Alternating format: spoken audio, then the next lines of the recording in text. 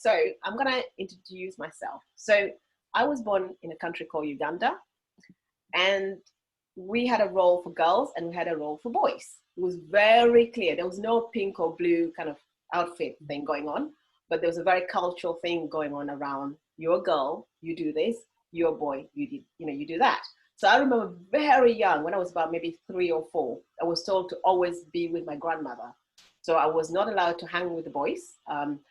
Even at mealtime, I had to sit with the women, the girls, So they would dish out food. There'll be food for the girls, food for the boys. Boys always had bigger plates. Their food were always loads of food, and girls just had smaller plates. I was told to always go, with my grandmother, whether that was to collect water from the well. So I grew up in a village, just to put the context.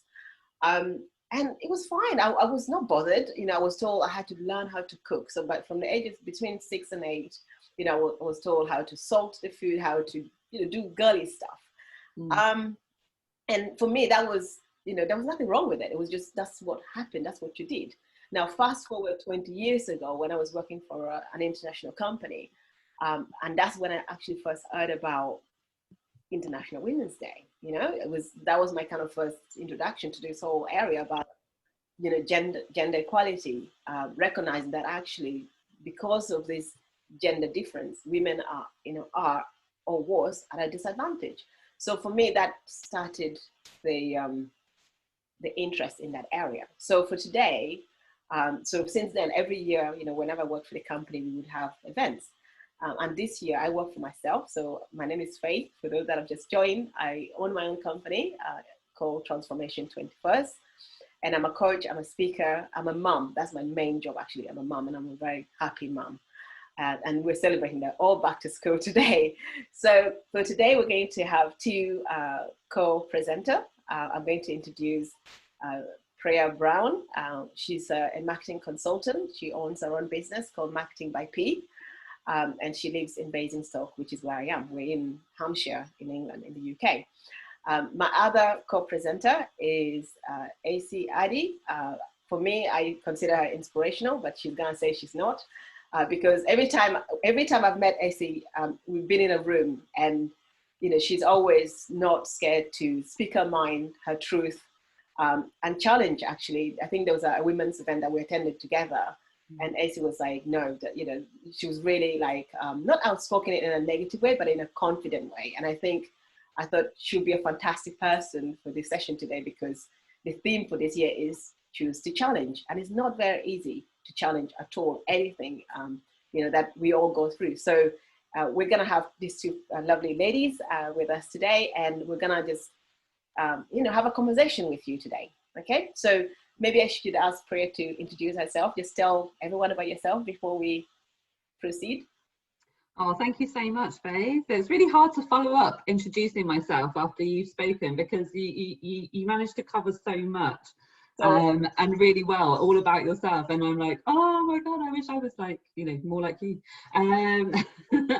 Massive envy. No, it's all good. I am really excited to be here. And again, thank you so much to Essie and to Faith for agreeing to do this. And myself, like we're just, I think, really humbly, and I think Faith and Essie will agree, we're just ordinary people. And we just want to, bring people together. We want to see change happen for the better, and the little that we can start doing, it has that compound effect, doesn't it? So we're gathering and gaining momentum, and it all starts with doing something like this, as small as it may be. And yeah, just really excited to be here. So Faith said, yeah, I'm married. I'm a mum of 2 little boys. My boys are 5 and 6 years old, and they've gone back to school today. So hooray! And also, I'm missing them already. I'm a marketing consultant, and I work with small businesses and sole traders to make their marketing really simple, effective, and affordable. And I'm a trustee of Carla the Arts. They're a South Asian dance company, and they're actually a charity, an education in arts charity as well here in the UK.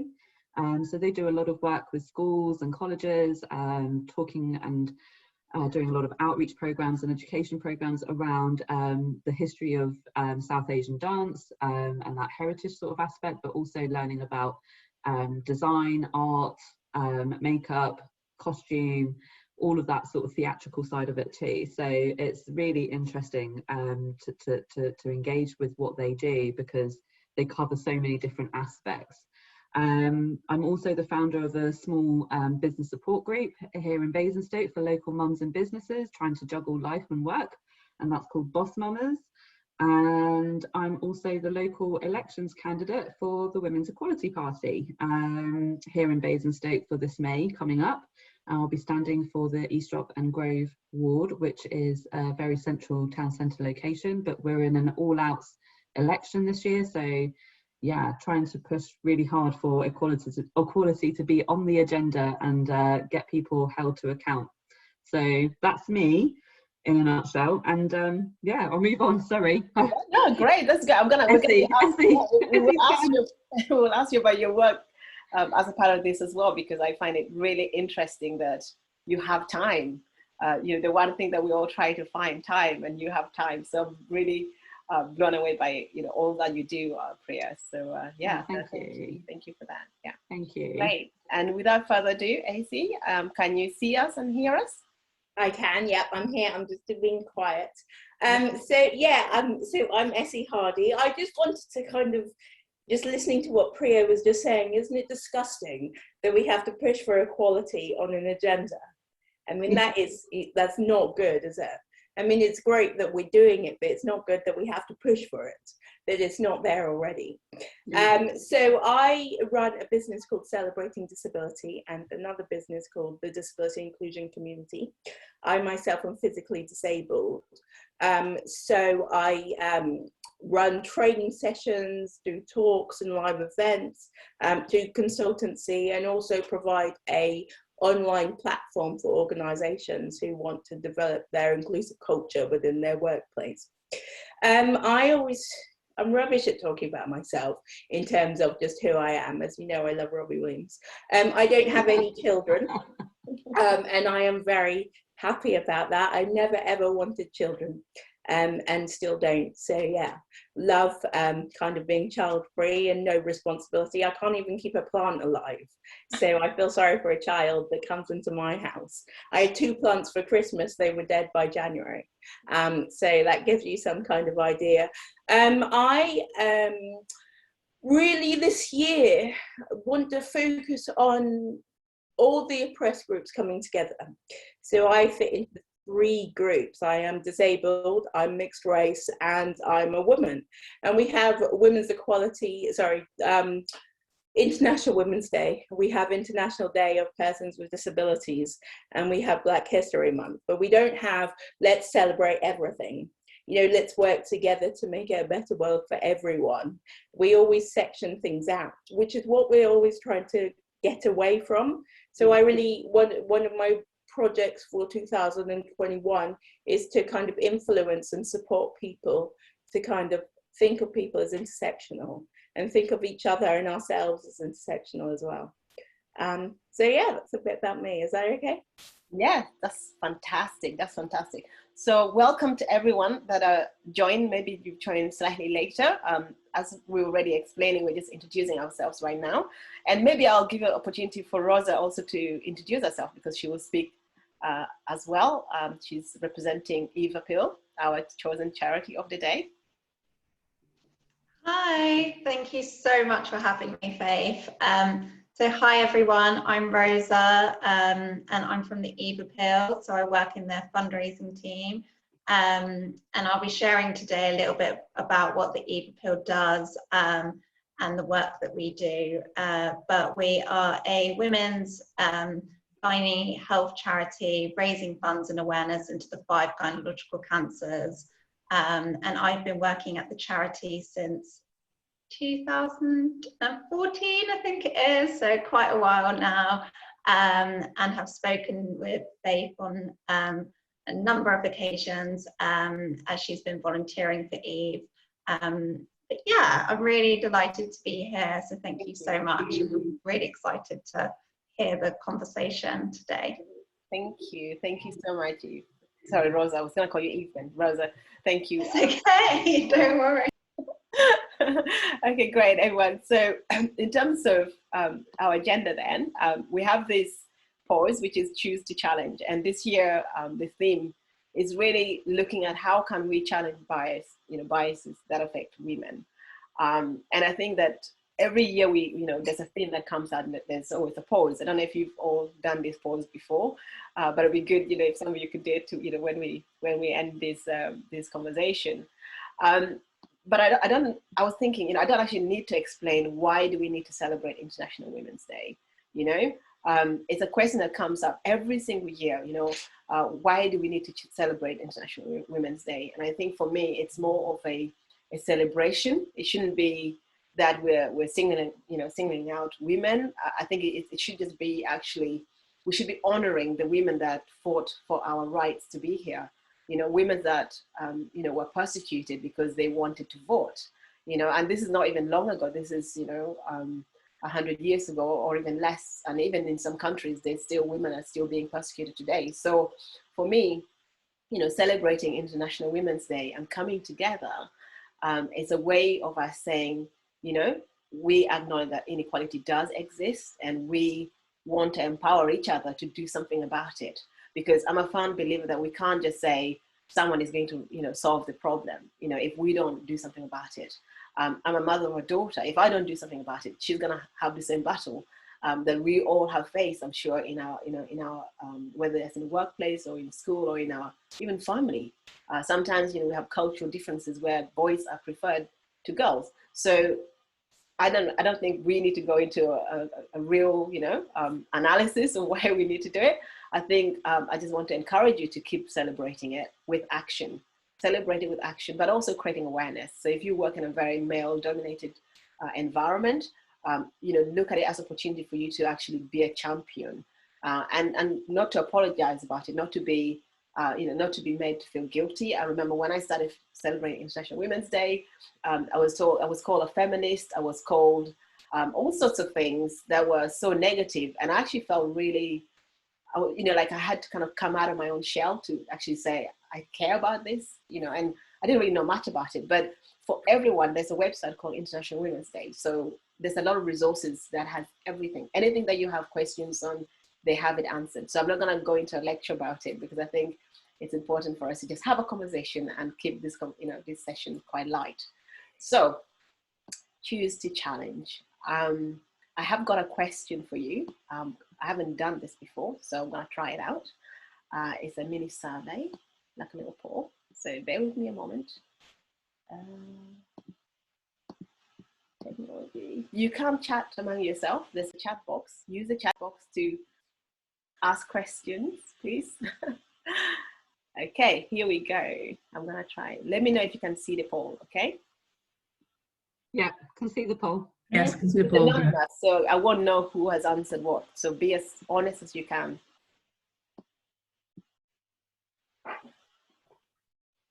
Have you ever faced gender biases in the workplace?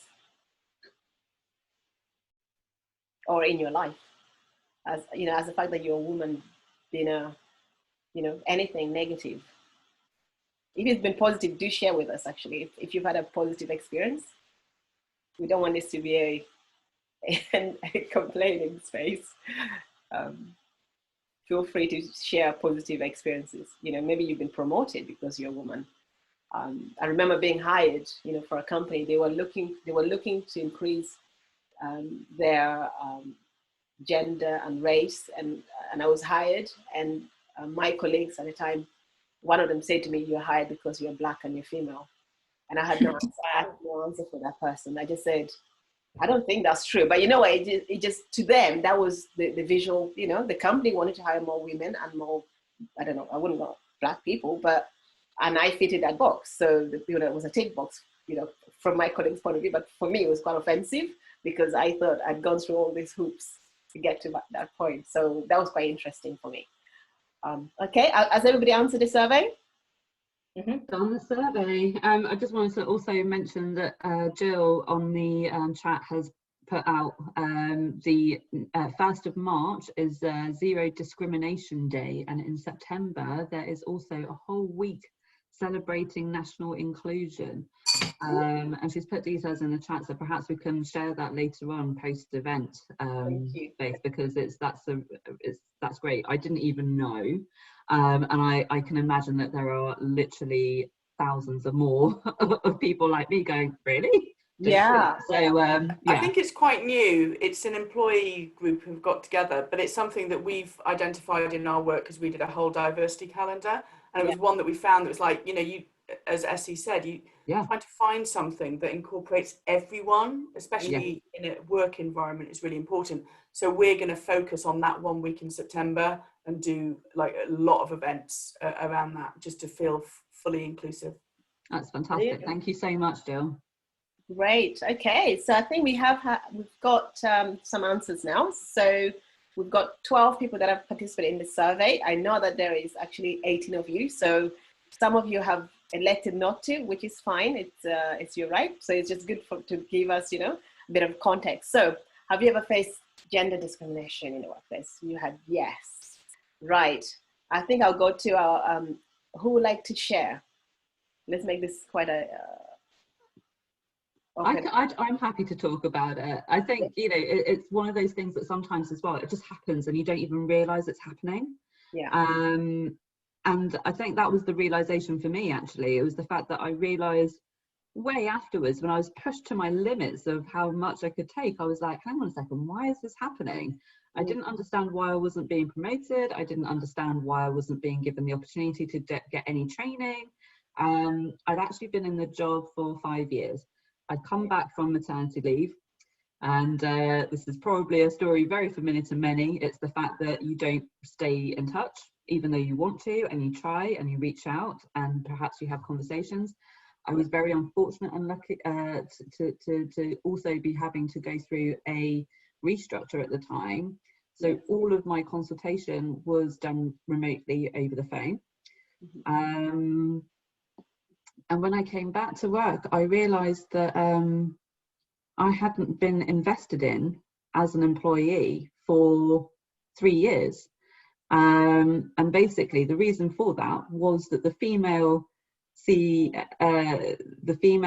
chief executive that was in place before I had my second, while she was very supportive and supportive of everyone to progress, there was a change, and I found that actually there was a lot of female biases that were holding women such as myself back.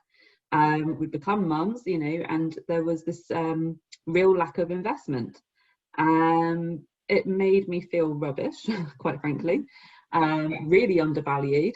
And also I did suffer some mental health issues surrounding the premature births of my 2 boys. So they were both born early with various problems and health complications, and myself as well. So yeah, so I needed a lot of support, and I'd reached out and I didn't get that.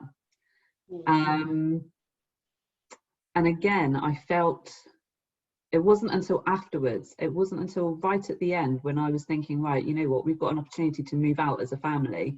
I'm just going to not work for these guys anymore. I'm going to hand my notice in. Yeah. Until that point, I didn't really it didn't hit me how bad it had been.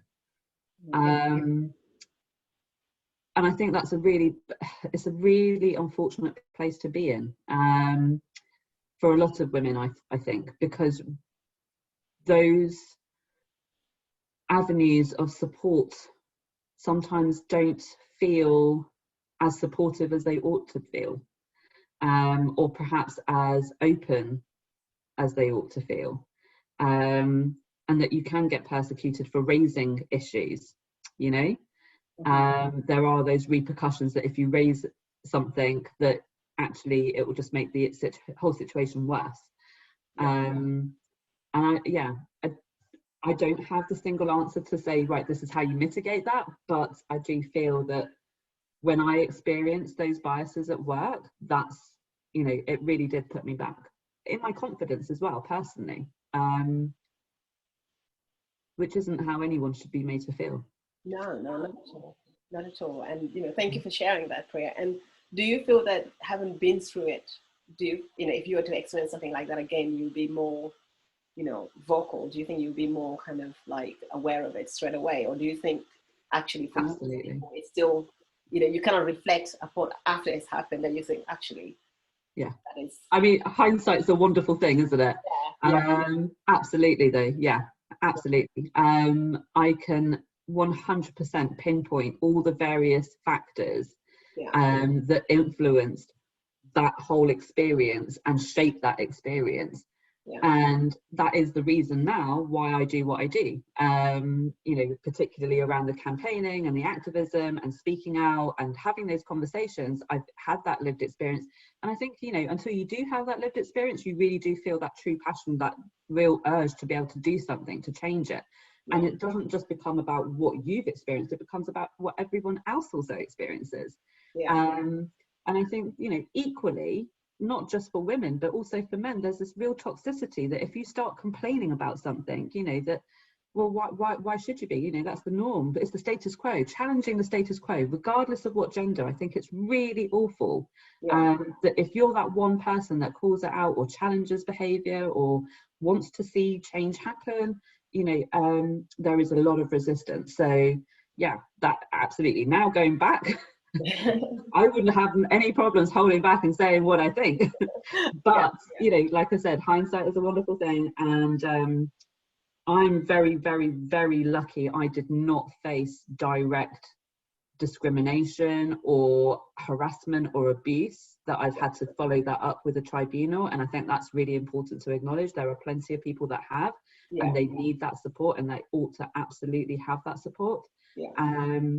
But yeah, I think now, absolutely, I am in the position where I can say I've recognised that now, and I will make that effort to change for the better, absolutely, by calling it out, by challenging, and even amongst other women. We should not hold each other back, you know? If someone's having a bad day, they're just having a bad day. We don't need to get all bitchy about it. So, you know, it's little things, like we don't realise sometimes that we're doing all these things. So yeah.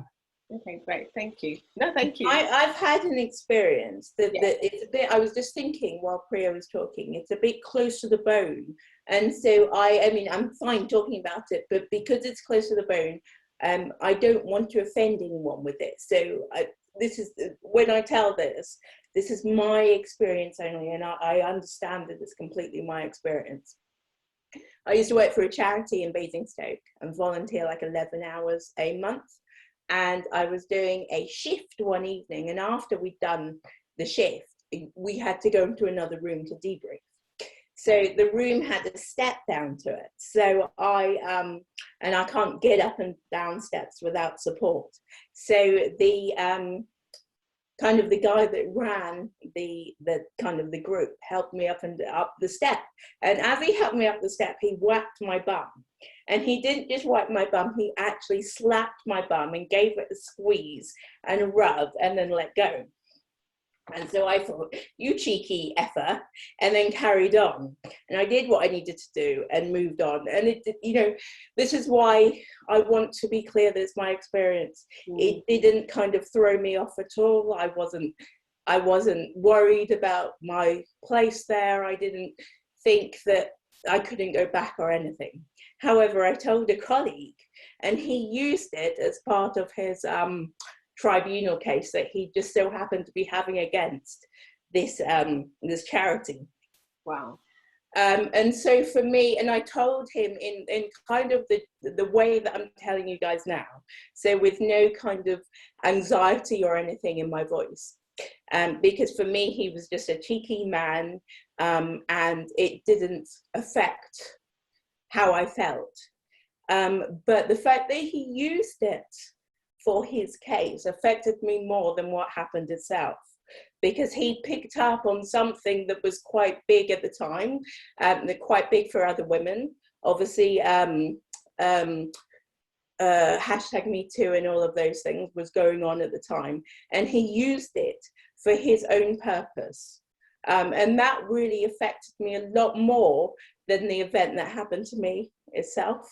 And so I think that there's another part of this where people are picking up on what's happening and using it to their own advantage, which I think is a bit worrying.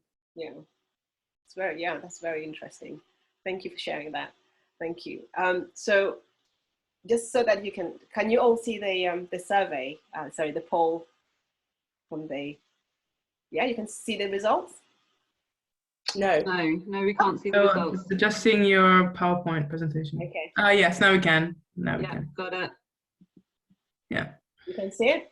Yes. Yeah. Okay, great. So just so that, so Essie and Priya, thank you for sharing. It's sometimes not very easy actually for us to share or to reflect because it brings out a lot of, memories. So, I want to commend both of you for sharing. And just to encourage everybody else, if you have gone through something, sharing actually is a good way of healing, but you have to do it in a safe environment. You have to do it, you have to feel that you are safe to share because it is your personal experience.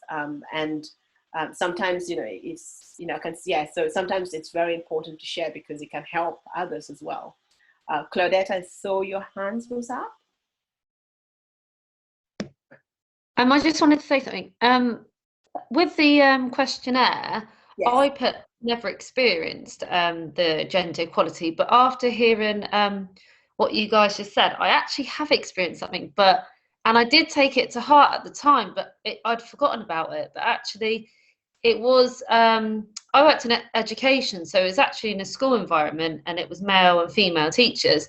And it was actually a male who was inappropriate to me. I can't remember what he said now, but I kind of went, oh, stop it, or, brushed it off. But actually, it did relay back in my brain, and I was a bit like offended by it, or it was just inappropriate what he said.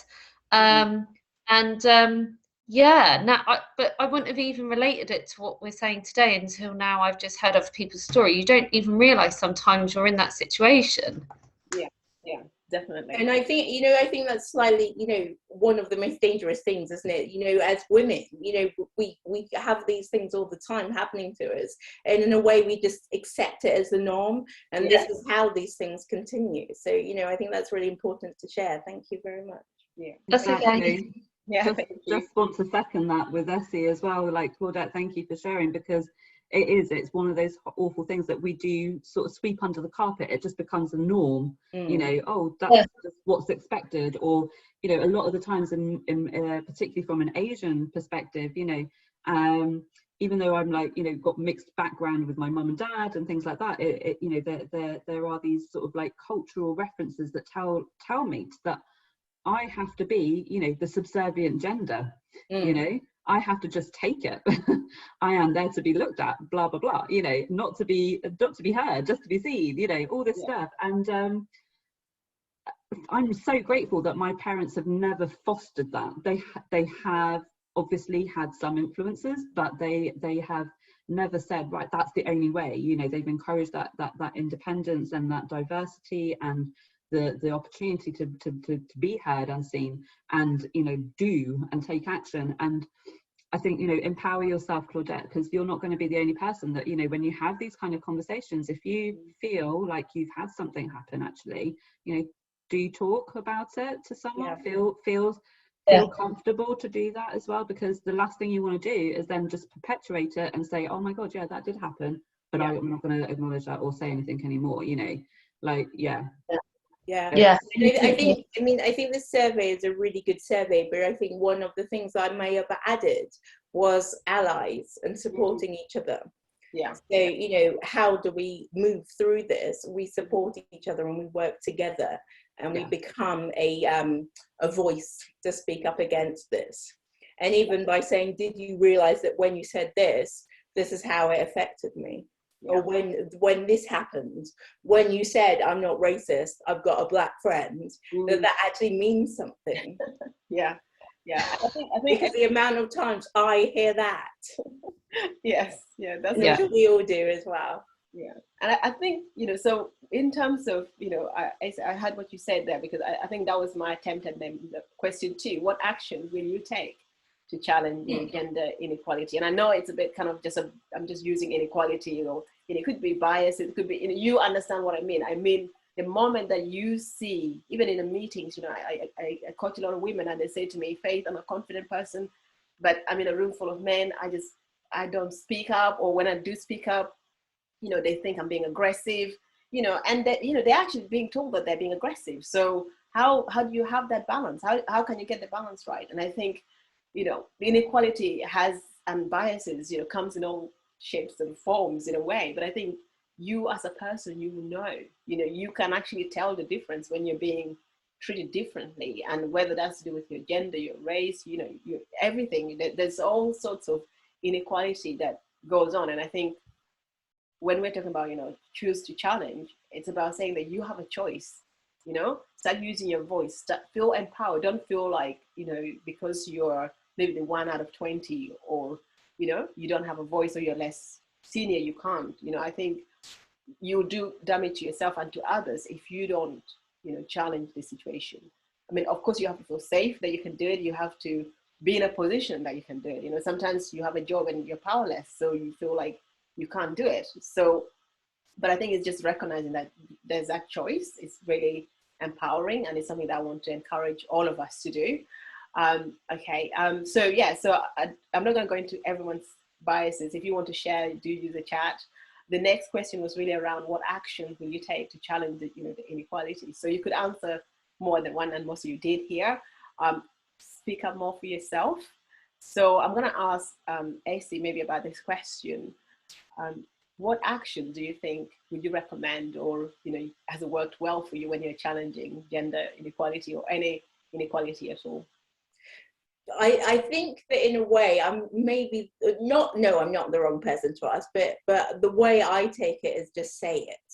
So I mean, I think that without going into kind of the journey of a disabled person, or maybe just the journey of oppression, I think that oppression has several stages. It has apologetic, it has anger, it has acceptance, and then it has empowerment. And I think that in the anger stage, the anger can be a negative anger, but can also be a positive anger. And I think the positive anger is what drives me to challenge and say, actually, do you hear what you're saying? Can I just challenge what you're saying? In my opinion, this is what I think, and with my experience, can we talk about it a bit more? But I think it's a lot easier to say it said than done to challenge. I think that it takes a lot of, as you were saying, it takes a lot of psychological safety and a lot of assurance in yourself. And when you're in that kind of apologetic kind of denial stage, oh, this is all my fault, oh no, I must be looking at it wrong, oh no, it's just me, you don't have the confidence to challenge and say, actually, can we talk about this? Because you yourself are still struggling with understanding what's going on. So I think the action is to find others to talk to and say, hey, can I just talk to you about something I've just experienced? I'm not quite sure what to think of it. What do you think? Yeah, excellent, thank you. Priya, do you have anything to add? Yeah, just to echo on from that, really, it's the find that safe space. It takes a village to raise a child, is what they say, and it's true for all aspects of life, I believe. Whether you are working or not, or you're volunteering, have that safety net around you. Find like-minded people that you can connect with, so that you can have these conversations safely, and feel that empowerment. And I think it's really important as well that we educate ourselves, because there's a lot of biases that women make against women that hold us back too. It's not necessarily about these polarizations. It's not about just men against women or things like that, because equality, it has to be seen at this level playing field. And I think we make this assumption that sometimes if we're calling things out, or that those are in power that have that hold, we're framing it the wrong way. The word power is completely neutral, But the framing around it, you know, can make it either positive or negative. So, you know, someone can feel empowered or good, you know, and confident. But then on the other flip side, you know, power hungry, power greedy, you know, they're two opposites. And I think when we start doing that, you know, this is why we have oppression and why we have inequalities. It's because someone fundamentally somewhere, or the ideology, and it's institutionalized, is that it's you know, this ism, it's the idea of something being better than another, you know, and then those perceptions, how we frame it, like I said, you know, that also, you know, perpetuates it. So when it all becomes, you know, internalized like that, we struggle to call it out. And I think when you do find those safety spaces, and when you are able to challenge that way of thinking, even among, you know, within yourself, really think about some things. I think education is a really important part. So I did tick, you know, like I'm going to go and do more around educating myself around these issues, because having a lived experience is only one side of the story. And I think, you know, with all the other intersectionalities, especially like what Essie mentioned earlier, you know, we've got to take into account all these other aspects. We are all unique individual beings, you know, and yeah, just being aware, being that, and that will give you the confidence. I think, I really feel that anyway. I believe that if you're educated and you're able to like take on those views of others as well, whether you like them or not sometimes, it is just about being able to call it out, challenge it, but with confidence, and that's where that will stem from. So yeah. Great. Actually, that leads really wonderfully to the slide I have next. So I think, you know, I'll go into that slide. The last question was really just to check that we're all in alignment. You know, we're not going to get equality if we keep pointing at men and blaming everybody else. I think it's all of our responsibility. It's also starts with yourself, really, you know. You know, we have to kind of like, I've come to a realization before. I was like, yeah, it doesn't, you know, I'm not a feminist, I'm not this, I'm not that, I'm not going to do it, I'm not going to, you know, campaign with a banner, you know, outside Downing Street or something. You know, I was very much like, I'm just going to stay in my lane, you know, I'm happy to follow what the Bible says I should do and what my grandmother told me to do. But actually, you know, as time goes on, I've realized, you know, I have a way, you know, like we all have power, like, you know, Priya said, and we all have to do something. But it starts with education. Educate yourself, understand what it is that gender biases is or inequalities, and then what you can do, because we all have different passion. You know, some of us are really capable of being brave and speaking out. Others might just be writing about it or sharing. You know, you don't have to follow what everyone else is doing. Do what is comfortable to you, what is natural to you, what you feel that you can add value to as well. It's very important. But also with that, Faith, I agree, and I think that even kind of just being who you are is influential, because you're seeing other people doing it. Like you said about me before, I do not like calling myself inspirational. However, I'm really grateful that you said that. The reason I don't like the term is because it's used wrongly. Oh, you know, Essie's inspirational for breathing, not Essie's inspirational for running a business. So what you were saying was completely different, but that's why I don't like it in kind of the general terms. But I'm digressing. But I think by just being who we are, you know, that empowers and influences others to say, oh, you know, this person's doing it, and I really like the way they held themselves in that tough situation. You know, you can learn just from that experience. Yeah, exactly. Yeah. So thank you. And I'm gonna go now quickly. I realize time goes really fast, doesn't it, when you're talking about important stuff. So my agenda was very loose. So, you know, we're looking at, you know, we're having discussion as we're going along. In case you have to drop off before we finish, please think about what one action you're going to do, you know, whether that's yourself or within your organization. You know, it's all about taking action. We can all talk and have tea and coffees and cakes, but without action, there will be no progress. So we need to take some action. And it doesn't matter how big or how small it is, okay? Can you all still see my screen? Sorry. So as I mentioned already, sorry, Faith, sorry to interrupt you. You've got the polls results still up. Okay, has it gone up? Has it gone away? No. How to stop it? Stop sharing. Oh. Okay. I think it may be that we have to individually close it on our I think you just close it on your own. Has it gone now? Yeah, it's gone now for me. What can you see? Yeah. Okay, so the good thing about International Women's Day, there's a website, there's all the material, so I've not had to, you know, recreate things myself, but in case you haven't seen the website or this information, the theme, as we said already, is choose to challenge, and a challenge world is an alert world. Individually, we're all responsible for our own thoughts and actions. We know that already, that's what we do. But I think it's about saying that, you know, we actually have to call it out. You know, because if we can't call it out, then people that are doing things, you know, people that are biased, people that are demonstrating, you know, discrimination, they won't know the difference if no one corrects them, right? So they will continue to do it. So it's actually our duty to say, look, you know, I might feel uncomfortable. There might be an implication for me, but, you know, it's not going to go on, because if you're okay with it, then they're going to be okay with it. And then it's going to have implication for others. And I think there's a greater sense now than ever that, you know, we want an inclusive world, and, you know, this gender imbalance or biases, it's, you know, it's had its time and its day. But again, I know I'm being naive, because in a lot of the part of the world, that's still the case. It's, you know, a lot of girls do suffer, a lot of women are still suffering. And it's not just a gender, I guess, you know, we've seen it with race last year. And it's just, again, it takes individuals that say, you know, enough is enough, I want to do something about it. And challenge, you know, the status quo.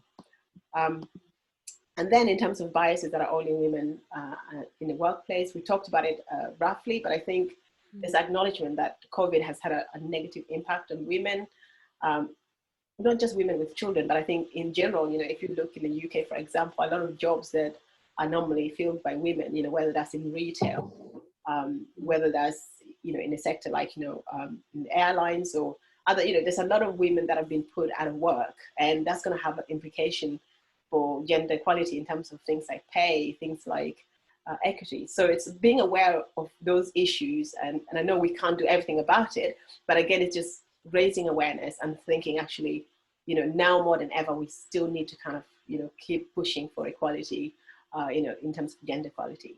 And then we learn about, you know, more women struggle with burnout.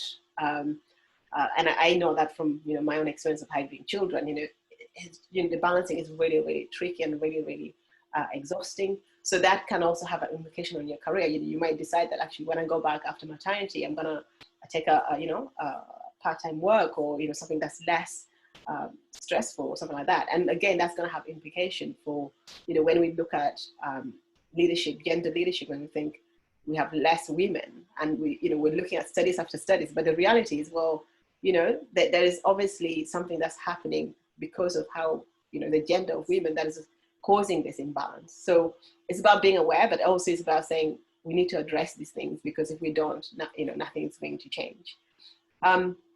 There is Lenin has put in a 50 ways to fight gender biases. I mean, it's a video, it takes about 12 minutes. I think the best thing is for you to watch it. I'll send you the link, have a look at it.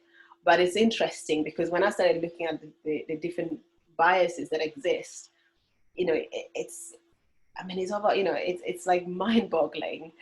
You know, some of them are very obvious, you know, you see in your workplace, but I think the more aware that we are, the more equipped that we can actually resolve some of these problems in the workplace. Okay, so before I go on to Rosa, do we have any closing comments from Priya and from Essie around the topics that we've mentioned? Do you have any questions, you know, comments or questions you want to ask? Essie, would you like to go first, or shall I? You go first, Priya. Okay. There's about a billion things I could say, I think. We've tried to cover so much, and I think that's the great thing about today, is that, you know, you've got the official website, the International Women's Day website, that you can go to, fill yourself with loads of different events and, you know, ways to get involved and things like that, which is fantastic. It's, yeah, I think, you know, it is real. It's a great opportunity as well to take stock of some of the things that are existing right now at the moment, where we know we need to challenge this. You know, 5 people that are leading, 5 women that are leading FTSE, you know, 250 companies, like that. That's got to change. You know, we know we need better representation in our committees, local authorities, you know, governor bodies, all of that stuff. You know, so do get involved wherever you think you can possibly do that. Just, you know, put yourself out there, and don't be frightened about it, because the people that are doing it, they're literally no less qualified or more qualified than you are. You know, it is about just doing what you can. And I think, you know, again, to recognise after the COVID impact, you know, we've had a huge significant rise in domestic abuse and violence, and we've also seen, and that's including for childcare as well, and child abuse, sorry. And then we've also had a lot of people, particularly women, being forced out of work, you know, because of lack of childcare. So, you know, these inequalities have risen. Let's not go backwards. You know, please, just like what we've mentioned in several ways today, you know, go back, do what you can, learn, call it out, challenge it, speak to us. It's just been absolutely brilliant to be able to share this with you, and I really look forward to working with everyone here and beyond, you know, to take this fight forward, and let's stamp out inequality. Great, thank you. Yeah. So I think, you know, yeah, absolutely. To second everything Priya said, I think, you know, I will just kind of, you know, relay what I've just already said about, you know, being allies for each other, but also finding allies for ourselves as well is so important. An ally doesn't need to mean that you understand a lot about the subject. It's just about listening to other people's experience and empathizing and supporting them the way they need to be supported. And that might be the difference between, you know, that might just be as simple as listening and having a cup of tea with somebody. Let's just grab a cup for 5 minutes to talk about it. It might be, I used to, when I worked at the old organization that I will not mention the name of, because it wasn't a good experience. I used to pull a colleague into a private office and scream. And that's what I needed to do. And she would scream with me, because that's what I needed to be able to pull myself together and go back and fight another day. And when I say fight, I mean just work there, really. But, you know, I think that's how we challenge bias. We challenge bias by being strong, and the only way we can be strong is by supporting each other. And when we're strong, then we can say, did you know, can I just talk to you about what just happened, or what you did, or what you said? But until we feel that strength within ourselves, we can't do that. We only get the strength by working together and supporting each other. Excellent point. Great, thank you so much for that. That's really good. That's very good. And without further ado, I am going to give Rosa the floor. Thank you so much, Faith, and thank you for this amazing event. It's just incredible, and it's so important to have these conversations and get everyone talking. So yeah, thank you so much for having me. So today I'm just going to talk a little bit about the work that EVAPIL does and Ovarian Cancer Awareness Month. Completely understand if people have to go. Don't worry, I know Faith's recording, so you can always watch after. But yeah, can you move on to the next slide, Faith? Thank you. Yes.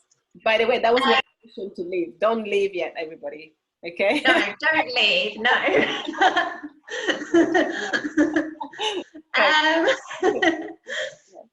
So the EVAPIL is the UK's leading charity raising funds and awareness into the 5 gynecological cancers. So there are 5 gynae cancers, and not everyone normally can name what those 5 are, which is, you know, why it's so important to raise awareness. But they are womb, ovarian, cervical, vulval, and vaginal. And every day in the UK, 58 women are diagnosed with one of these cancers, and 21 will sadly die within 5 years, which is absolutely devastating. And just awareness of these gynecological cancers is so shockingly low, with less than 3% of cancer research going towards, less than 3% of funding going towards research into prevention.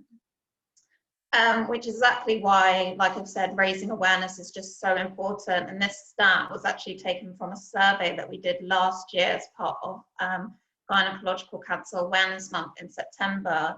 and it found that 80% of women wouldn't get an unexpected vaginal bleed checked out immediately, which could be a sign of 3 of the 5 gynae cancers. So that's womb, cervical, or vaginal.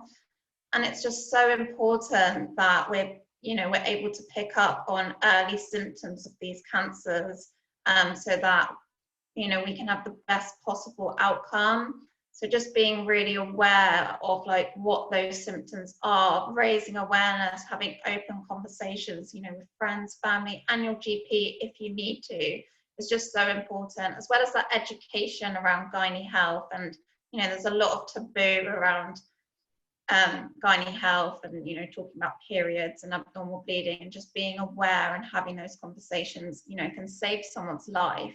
And we have all the information about signs and symptoms on our website, which you can take a look at. If you can go to the next slide. So alongside raising awareness, another key area of our work is our research. And our research is really unique. It focuses on early detection, risk prediction, and prevention of these cancers. So we know that early diagnosis, like I've said, is key to saving women's lives. And currently we only have a screening program in place for cervical cancer. We don't have screening for any of the other gynecological cancers. So our research really aims to look at that early detection and that prevention of these cancers. And I've just highlighted some of the stories that have featured in the media sharing our research, which is always really exciting when it gets to that stage. So yeah. The next area of our work is our Ask Eve service. And Ask Eve is our nurse-led information service, and it's run by our gynae cancer specialist nurse Tracy and our cancer information officer Karen. And Ask Eve offers free, confidential, and expert advice to anyone who's concerned about their gynae health or the health of a loved one. So you can go to Ask Eve, if you're worried about abnormal bleeding, or if you have, at the moment we're seeing women come forward, women and their families, who are concerned about whether they're still going to receive the treatment that they're due to receive because of the pandemic. They're also worried about bothering their GP because, the healthcare system is so busy at the moment. And we're also getting, people asking for advice on genetic testing. And what Ask Eve offers is like that ability for people to, go to a gynae specialist nurse and ask for advice and get information. And yeah, it just offers that extra line of support and information, which is so important during this time and beyond the pandemic as well. Yeah. So that's like the 3 main pillars of our work essentially. And I just wanted to share a little bit about Ovarian Cancer Awareness Month. So March is Ovarian Cancer Awareness Month, which is why it's so important.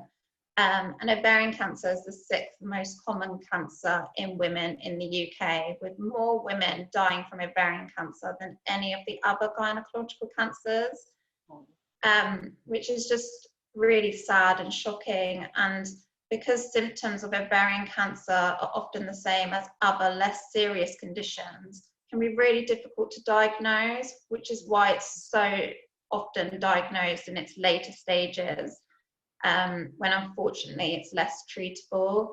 So raising awareness of this cancer is just so important. And I just wanted to briefly share some of the signs and symptoms of ovarian cancer with you today. So if you go on to the next, thank you, Dave. That's okay. So there are 4 main signs and symptoms of ovarian cancer to look out for, and they're increased abdominal size, persistent bloating. So that's not bloating that comes and goes. Persistent pelvic and abdominal pain, unexplained change in bowel habits, and difficulty eating and feeling full quickly or feeling nauseous.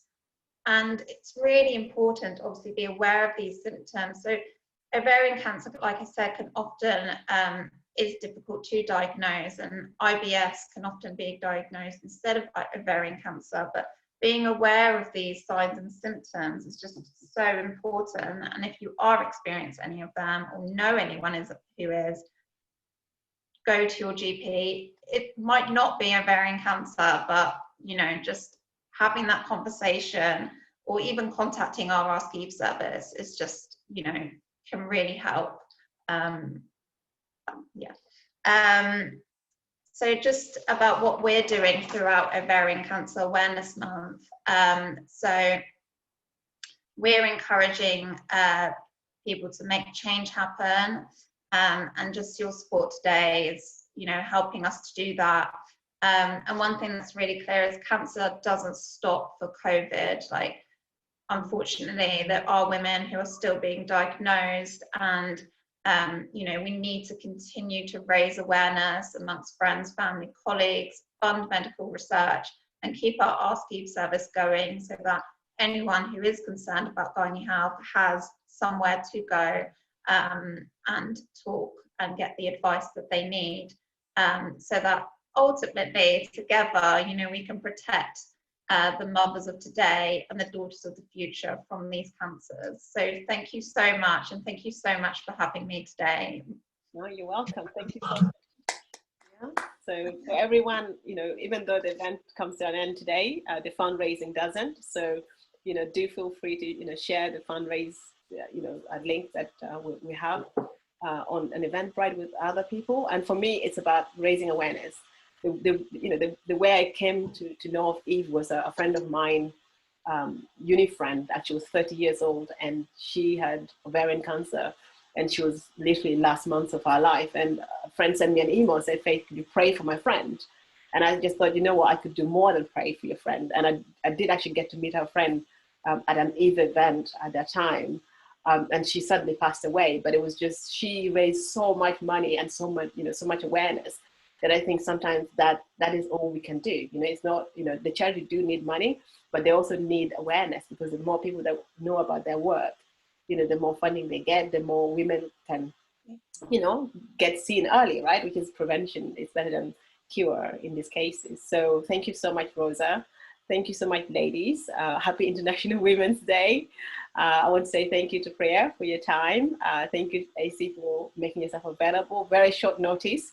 This event was, we came up with it a week ago, so we haven't had months to prepare for it, but it was just great to see all of you here today. And if anyone, you have any questions or last closing remarks, otherwise I will let you go. We've gone over time a little bit. Just thank you so much, Faith, for bringing us all together and organising this. And if anyone does have any questions or anything like that, they'd like to know more about stuff, please just get in touch with us. You can do that by contacting the event organiser, and we'll be happy to pick up any conversations or answer any questions that you might have. So thank you. Thank you so much. And thank you, Rosa. Amazing. Yeah, thank you. Thank you. Thank you all. Thanks for being in the Take care, everyone. Okay, thank you. Bye. Thank you so much. Thank you, AC. Thank you. Bye. Bye. Bye.